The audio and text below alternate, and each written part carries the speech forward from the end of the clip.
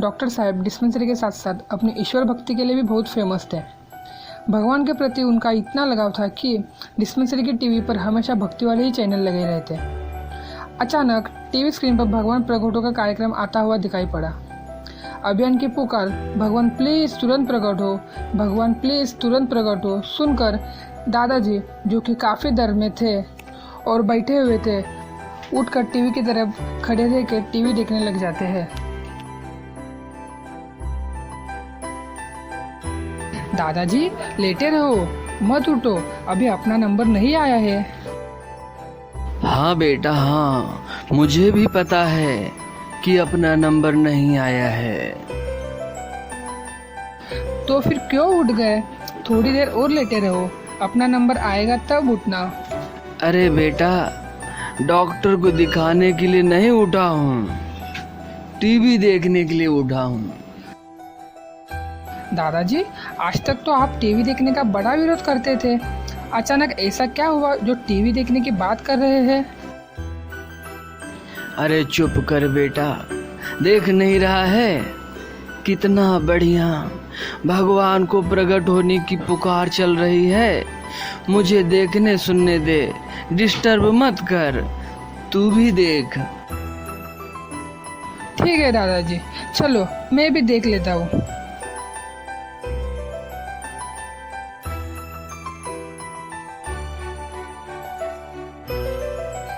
दादाजी, ये टीवी में एंकर क्या पूछ रही है कि भगवान को अभी से क्यों बुला रहे हो? कौन सा दुख, तकलीफ या समस्या आ गई है, इसे दूर करने के लिए अभी से भगवान को बुला रहे हो? दादाजी, प्रश्न सुनकर तो पहले मुझे भी बड़ा आश्चर्य हुआ था कि कौन से दुख दूर करने के लिए बुला रहे हो। मैं तो अभी भगवान को इसलिए पुकार रहा हूँ कि भगवान आप मेरे दादाजी को जल्दी से ठीक कर दो। लेकिन क्या बेटा? दादाजी, लगता है आपने ध्यान से नहीं सुना। अरे क्या ध्यान से नहीं सुना? दादाजी, भगवान प्रकट हो में बता रहे थे कि भगवान जो सबके वास्तविक माँ बाप है, अगर वो सबके बिना भ्रम के दिखते प्रकट हो जाए तो कौन सा दुख तकलीफ दूर होना बाकी रहेगा? हाँ बेटा हाँ, अगर भगवान ही प्रकट हो गए तो बाकी क्या रहेगा। यही बात तो मेरे भी दिल को छू गई बेटा। जब से बीमार हुआ हूँ तब से भगवान से एक ही प्रार्थना कर रहा हूँ कि हे भगवान, मुझे जल्दी से ठीक कर दो। तो इसमें गलत क्या है दादाजी? दुख तकलीफ में तो सभी लोग ऐसा करते हैं। ठीक कह रहा है बेटा, भगवान प्रकट हो में भी तो यही कह रहे हैं कि हम अपनी सारी जरूरतों की पुकार के साथ साथ जब याद आए तब एक पुकार भगवान को प्रकट होने वास्ते भी लगा लें। बिल्कुल सही दादाजी, जब भगवान किसी समय काल या जीव में कोई भेद नहीं करते तो लोग फिर यह क्यों कहते हैं कि अभी क्यों प्रकट होने के लिए पुकार रहे हो, भगवान को क्यों परेशान कर रहे हो? बेटा, तू तो देख ही रहा है, जब से बीमार हुआ हूँ तब से तो मैं भी भगवान को बराबर पुकार रहा हूँ कि हे भगवान मुझे बचाओ। लेकिन बेटा, मेरे मन में भी कभी भी यह विचार नहीं आया कि अभी क्यों भगवान को बुलाऊं। अभी तो कलयुग चल रहा है।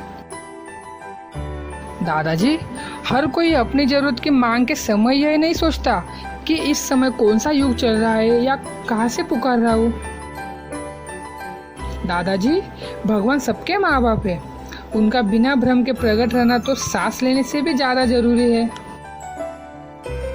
बिल्कुल ठीक कह रहा है बेटा, भगवान प्रकट हो में भी तो साफ साफ कह रहे हैं कि भगवान आप सबके माँ बाप हैं। भगवान प्लीज अपने सभी बच्चों को बिना भ्रम के दिखते अभी तुरंत प्रकट हों।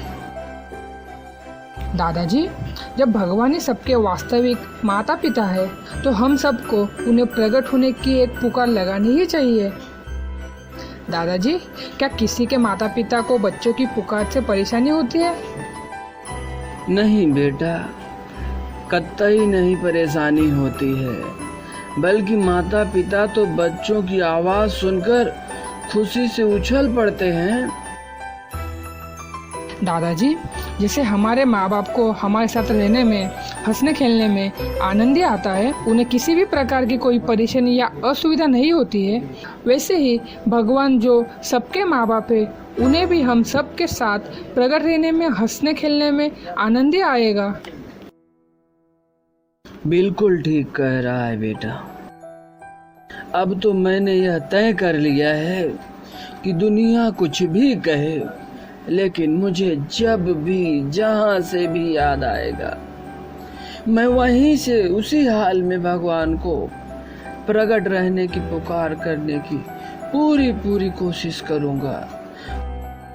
पुकारने में तो कोई कुछ लगता नहीं बेटा, मैं भगवान से अपनी बीमारी को दूर करने की पुकार तो कर ही रहा हूँ, साथ ही साथ अब से मैं एक आवाज और जोड़ दूंगा, भगवान प्लीज तुरंत प्रकट हो, भगवान प्लीज तुरंत प्रकट हो, भगवान प्लीज तुरंत प्रकट हो। दादाजी, बिल्कुल सही, हम भी भगवान प्रकट को पुकार में आपके साथ है। भगवान प्लीज तुरंत प्रकट हो, भगवान प्लीज तुरंत प्रकट हो, भगवान प्लीज तुरंत प्रकट हो।